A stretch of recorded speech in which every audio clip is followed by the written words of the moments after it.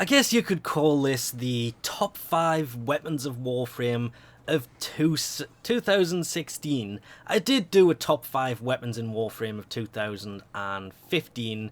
This would kind of be a little bit of an updated version of that, but for 2016. I didn't want to do this. I did put a thing on Twitter about whether I should do this, and weirdly Pink Potato won. Not really sure why. Having this charger running around is still weird in here, but anyway. I still got the pink spot back on my neck. An infected person ran through us and wasn't very happy because now I've got to figure out what... There's got to be some way of getting rid of that. That's just annoying.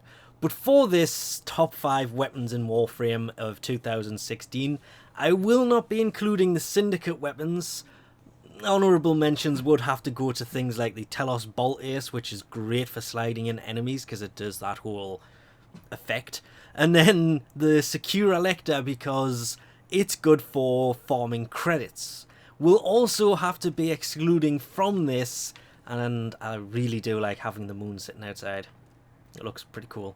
Anyway, the Prime stuff, so the Venka Prime, Cernos Prime, the Canna Prime, Spyra Prime, the Stiletto Primes, the Fragor Prime, the Tigris Prime, and the Galatine Prime, will not be including those either because probably the best shotgun of the year has simply got to be the Tigris Prime. Its damage possibilities are huge. When it comes to melee weapons, the Galatine Prime and the Fragor Prime are probably the best melee weapons of the year. Same with the Stiletto Primes. Those have got to be the best secondary, depending on how you use secondaries. So I think it's just going to be easier to kind of ignore the primes, mainly because could also say the Cernos Prime was probably the best primary of the year because it's a bow that has built-in multi-shot to it. At number 5 has to be the Kavats. The Smeeta was pretty useful, the Daza, whatever the other one was called. That one's probably better if you're running crit all the time, but the Smeeta was better because, why won't you... There it goes. Its charm ability with the possibility of having extra crit chance or even the double resource that it has an ability to do is insanely useful. So the Kavat has got to be one of the best things, and though technically not a weapon, they do still attack things. So they still do damage to things, so can kind of sneak that one in here. At number 4, I was looking through lots of different ones, and I've been tempted on sacrificing my Sonicore for these for basically since they came out, and I cannot anymore find a good reason not to swap from the Sonicore over to the Statical, because it's a dual-wielding weapon. It works similar to the Sonicore, but slightly better. The more I use these things, the more fun they become. And with it having an extra 30 damage over the Sonicore, it is completely elemental as well. But it's got more status chance, it's got a quicker reload, the magazine is bigger, the fire rate is quicker. I will admit though, these things do have a charge rate to them, whereas the Sonicore doesn't. But a 45 magazine over 15, these are definitely, probably one of the better secondaries of 2016. Number 3 is going to be a weird one. I should probably rule this one out as it's only available once a year. Hopefully it'll come back in March when the 4th anniversary thing comes around. But in 3rd place, would have to put the Dex Cyrus. Now, okay, it doesn't really do a lot more damage over its normal counterpart. Its reload's a little bit quicker, its magazine is bigger, its fire rate is quicker. It's the fact that its crit chance is 35%. Now, there are other primaries that have come out this year that are better than this. The Stradivar's even better than this. The Hammer, I'm going to say, is a little bit too new. That has got to be way better than this. The main reason I've decided on the Dex Cyrus is I've been playing this on the PlayStation 4 And I have the Dex Cyberus there, and I've basically been running around with it as my primary.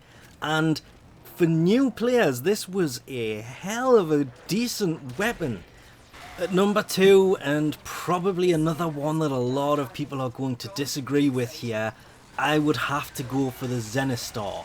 The main reason for this, despite the fact that it's a login reward, I think it was day 300, honestly no idea offhand. I think, yeah, 300 was that, 350 was another cash, and 400, which I do believe lands in less than a week for those who haven't missed a day, is, yeah, so it would have been the day 300 one. Though it is a pain to get a hold of, its damage wasn't really that high. It only had 25% status, it only really had 130 heat, and its crit was pretty ridiculously low at 5% crit chance with only a 1.5 damage multiplier. But it was more the fact that the disc in the middle could be thrown, and the usefulness of that for things like defense missions to defend a pod made this maybe not the most damaging melee weapon in the game, but probably one of the most useful. For number 1, and it's going to be no surprise to a lot of people, I had to go for the Helio Core for this. Main reason, it's been my most used weapon of 2016. I only take it off to level up other stuff. Then I kind of take that off and put the Helio Core back on. The main reason I do this is it does more physical damage than, let's say, the Fragor Prime, even though I said we wouldn't include any primes in this. The Fragor Prime does less physical damage and swings slower than the Helio Core does. It may have an extra 10% crit chance, but the Helio Core does more damage. On that same argument though, the Galatine Prime just completely annihilates the Helio Core because it does more damage. It has, okay, a little bit less crit chance, but it does have a much higher attack speed. But I did say we're going to ignore primes for this because they are just stronger versions of weapons that already exist.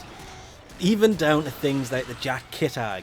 It does less damage, and that actually has less crit chance than the Helio Core itself does. Plus the Helio Core scans enemies when you actually kill them with a melee attack, which makes it even more useful for filling the codex up.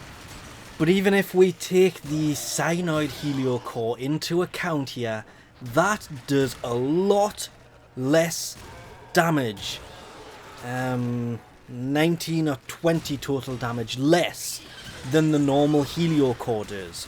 Yes, the Cyanoid Helio Core may give you a chance to turn an enemy into an ally when doing a channeled attack against them. It may also do 20% status, whereas the normal one only does 2. It also swings much quicker than the normal one. But it doesn't do as much crit, so it doesn't do as much damage. The fact it does a lot less damage is the only reason I have completely avoided the Cyanoid Helio Core, despite the fact that it basically turns allies into enemies. 1. It turns one enemy you kill into an ally. If it was multiple, I might have been tempted. Plus the fact, it turns the enemies green when you kill them, so you know you've killed them and can move on to the next one. It's actually a fun weapon as well, but I've used it the most. Anyway, we'll leave this off here for now because this has gone on a bit longer than expected. Remembering, of course, this wasn't a most powerful weapons of 2016. This was just, let's say, most useful weapons of 2016. Because obviously things like the Pox, definitely more useful than things like the Statical. The Statical is getting on to being an old weapon. Anything is better than the Dex Cyberus when it comes to total damage. I just found it to be a lot more useful than things like the Zor, which can kill you in return. And the Hammer is still, it's more powerful. It's probably more useful than the Dex Cyberus, but with it only being out for a short period of time so far, I didn't really have enough to go on to even try and put that into the list. So There may have been stronger weapons than this. This was more of a most useful of the year, if you want to call it that. Anyway, we'll leave this off here for now. Thanks for watching, and I'll catch you next time.